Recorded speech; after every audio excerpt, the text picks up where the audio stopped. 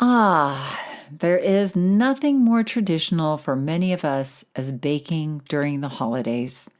Even if you don't bake during the year, so many people use baking as a way to bond with others or just to bake the things that others love to receive. If baking is your jam, but also it is a challenge for your waistline, today's Thin Thinking episode is all about thin thinking strategies about letting the dough raise without raising your weight as well. So grab that rolling pin and come on in. Did you know that our struggle with weight doesn't start with the food on your plate or get fixed in the gym?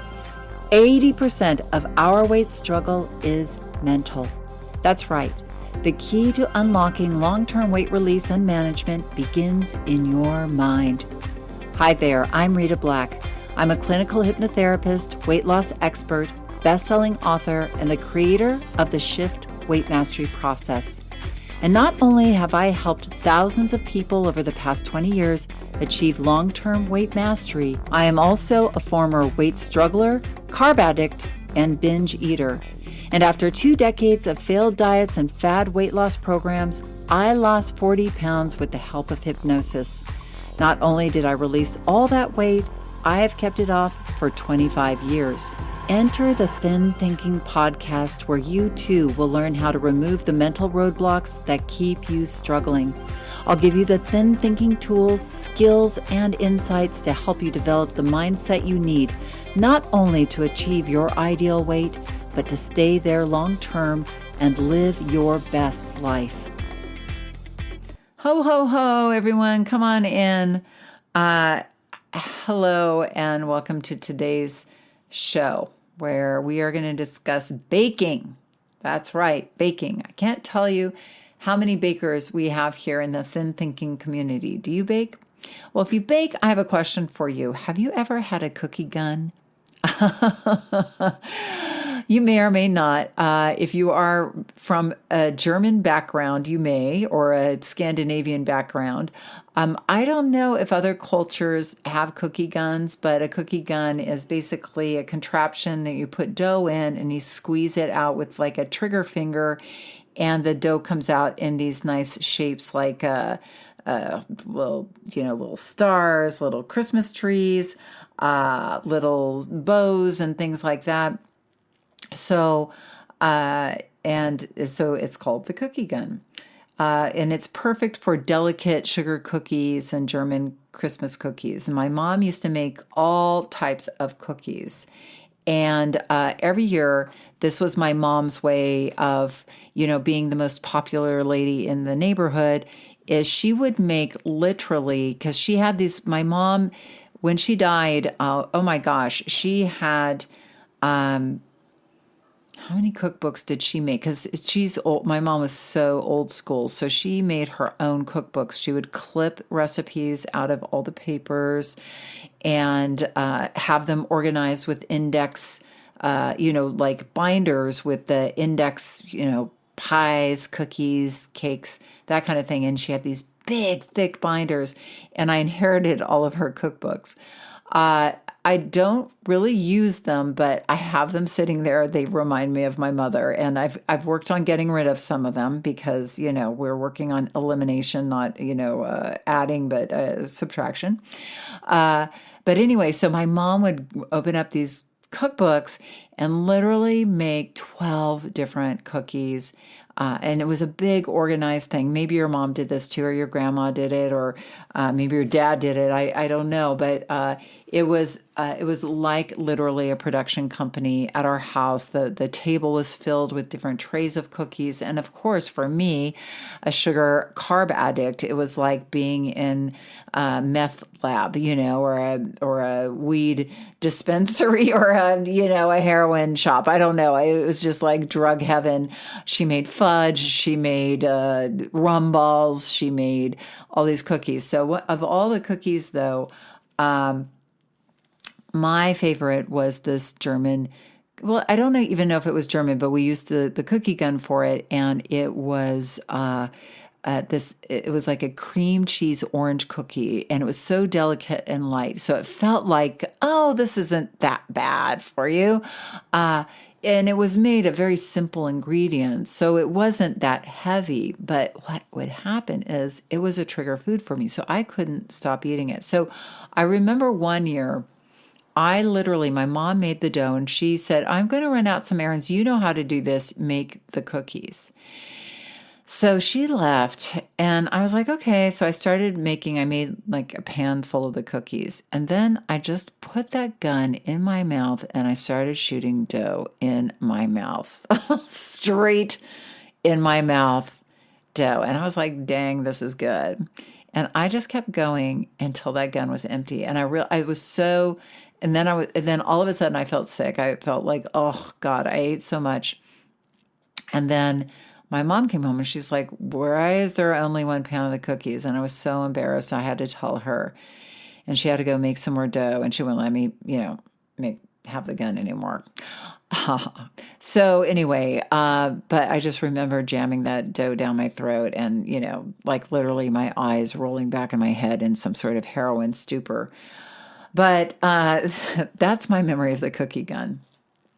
So today's episode is my love letter to you all, a practice coaching session on how to avoid the easy and seductive pitfalls of holiday baking so that you can bake, but in a mindful way, not like me and the cookie gun shot into my mouth, that allows you to stay healthy throughout the holidays. So you can bake and have some of those goodies, but stay connected to yourself and stay on your track, whatever that track or goal is for the holidays. So maybe something, if you haven't done this yet, go and download my free sugar, shift out of sugar cravings hypnosis session, because I know that will help you over the holidays. That's free and it's in the show notes, so go check it out. Okay, let's get our aprons on and get ready for the Thin Thinking Bake Off.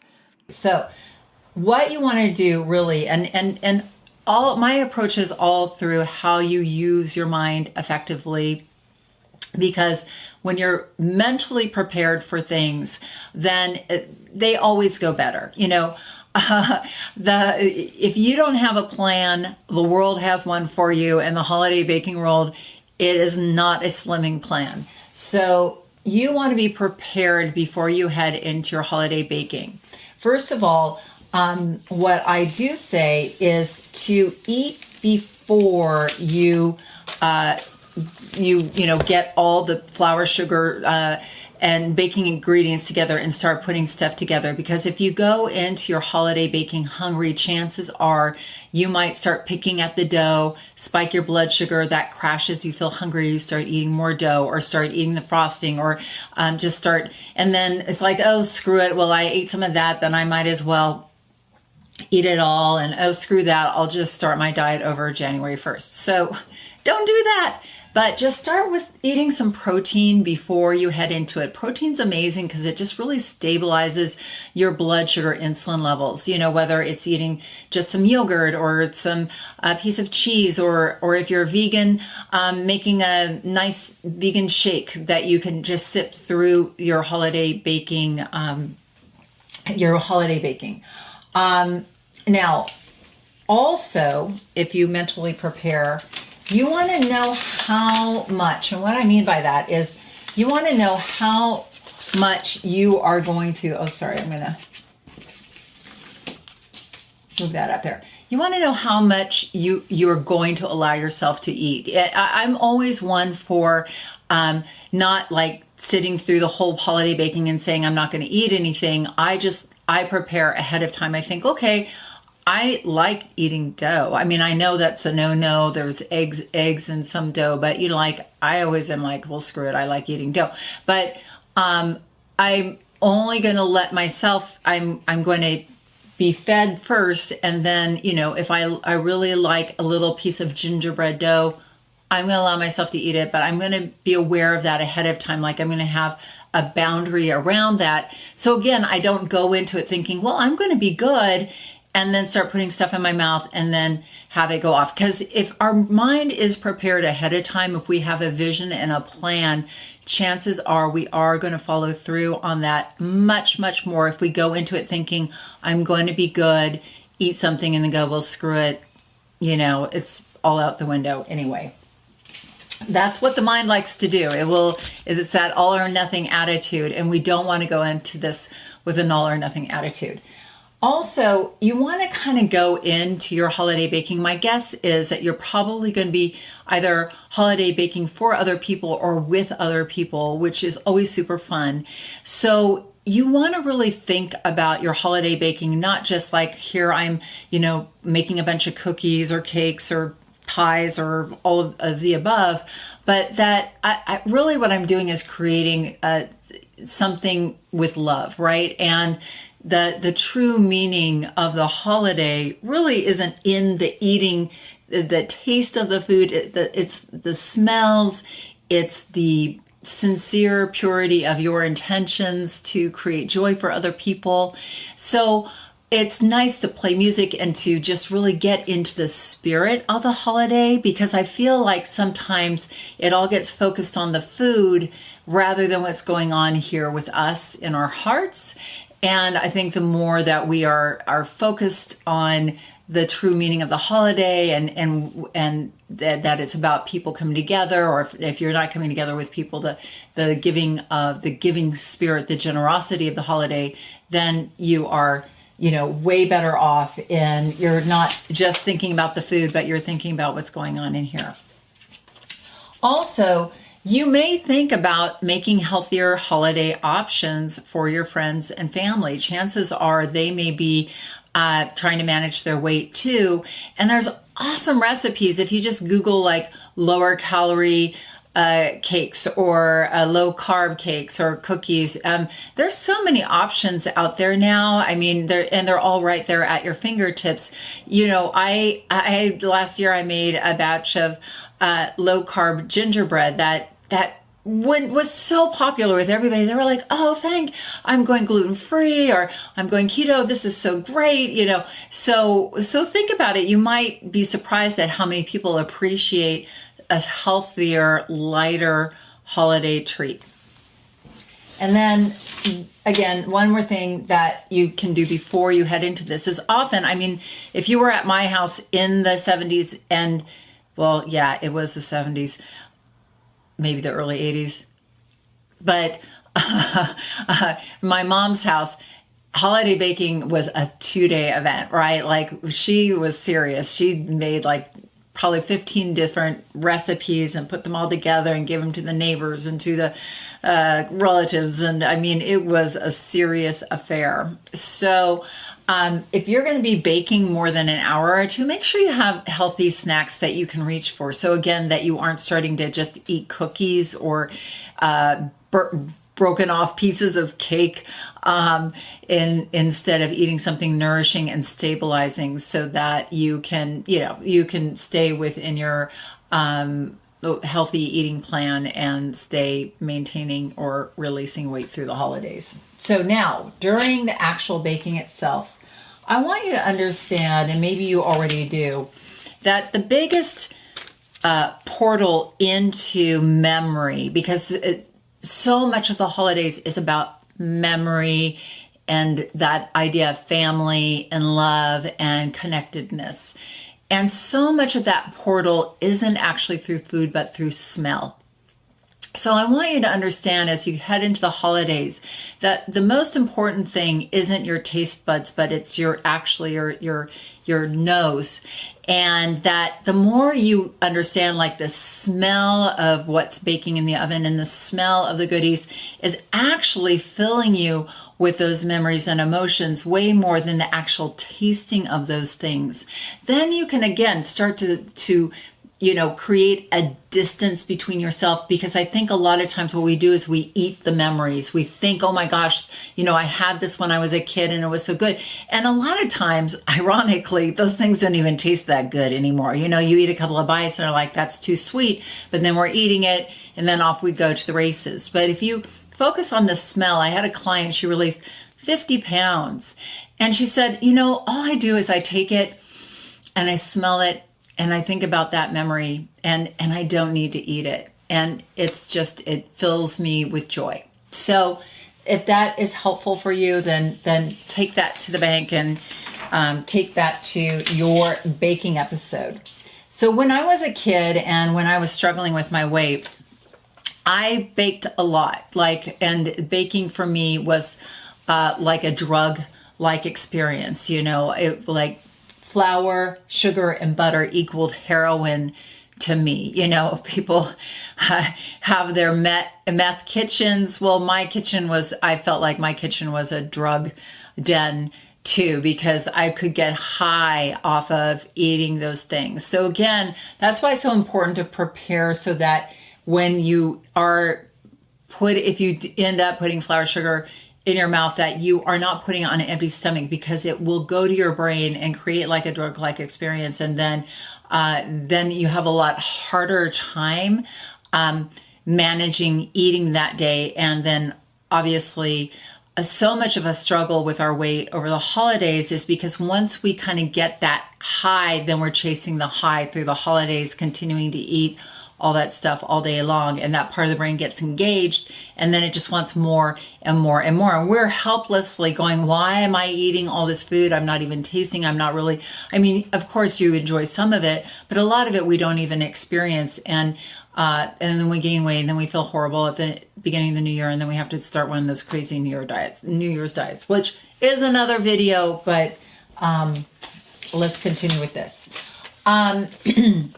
Something you might consider, and this was a tip I got from an old baking expert, because she never ate. She was so serious about baking. She was like, oh, I never eat any of the dough. She was like, this is just like a pure art form for her.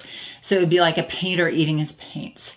So she always had a glass of hot water that she would wear plastic gloves, and she could dip her hand and, you know, wipe off, or dip her knife if she was like frosting cookies, and instead of licking the knife, which is what I love to do, she would dip it in the hot water, and then she would have a towel and she would just wipe it off, so that if she was going to paint, you know, like a frost a different color, like gingerbread cookies or something, she wasn't, you know, it wasn't getting messy and then licking hands and all of that kind of stuff.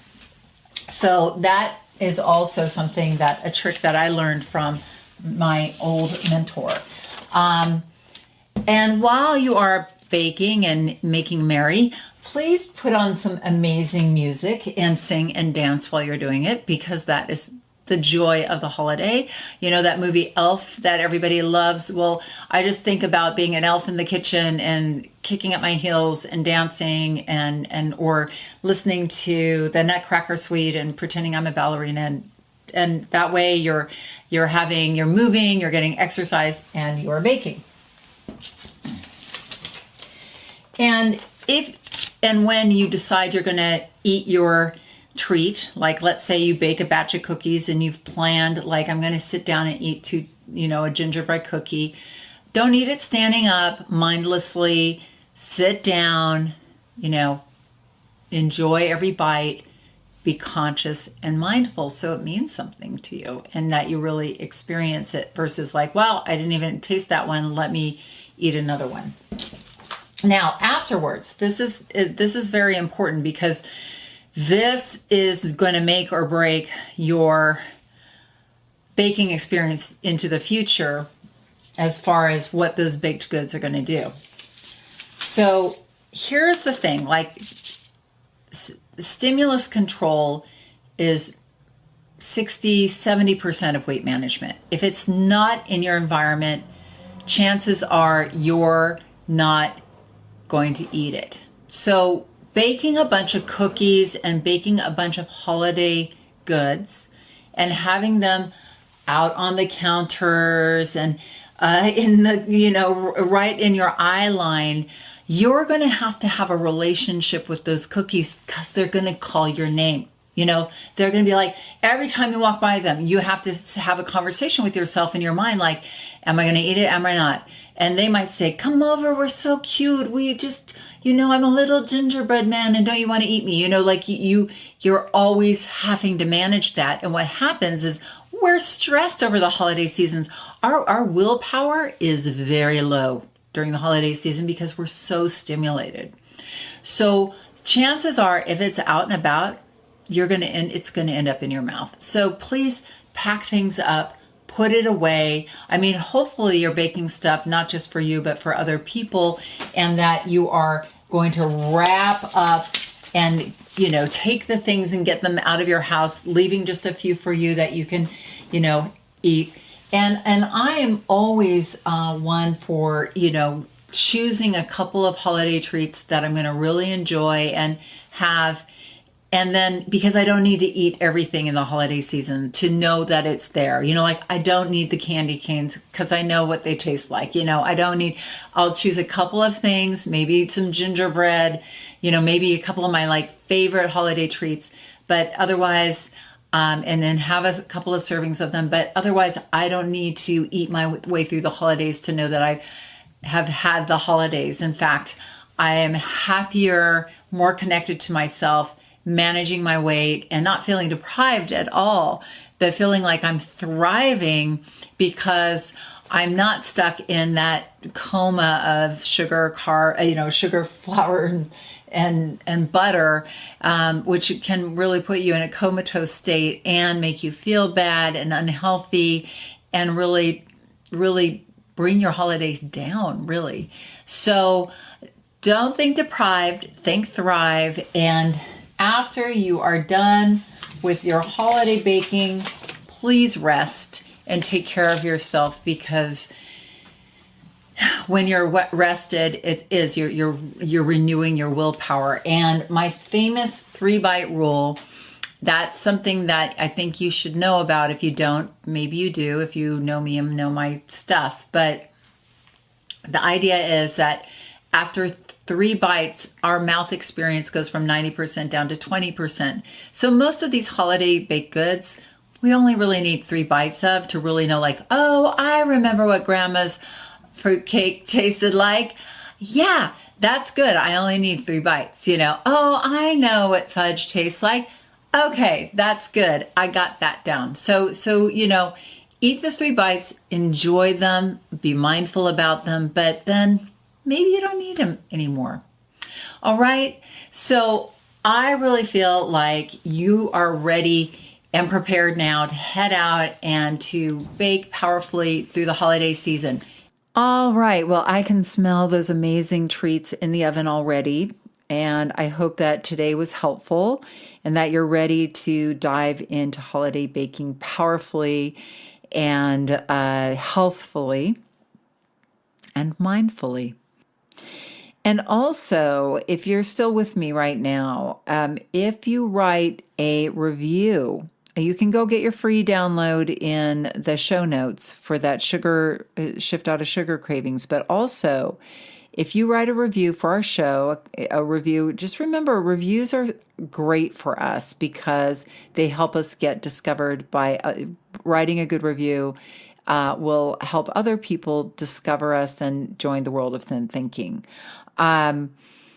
If you write one, take a picture of it or copy and paste it and send it to me. There is a place in the show notes, or you can send it to me at rita@shiftweightmastery.com. And if you do that, I'm going to send you a link to the Shift store with a coupon code to get a free download. So whatever download you want from the Shift store, it's yours when you write that review and you send it in. So thank you so much for your support. And like I said, we'll send that coupon code, and there are so many great downloads in there. So go write that review and get your download. Be ready for those holidays. Okay, so have an amazing week. Happy baking, and remember that the key, and probably the only key to unlocking the door of the weight struggle, is inside you. So keep listening and find it. If you want to dive deeper into the mindset of long-term weight release, head on over to www.shiftweightmastery.com.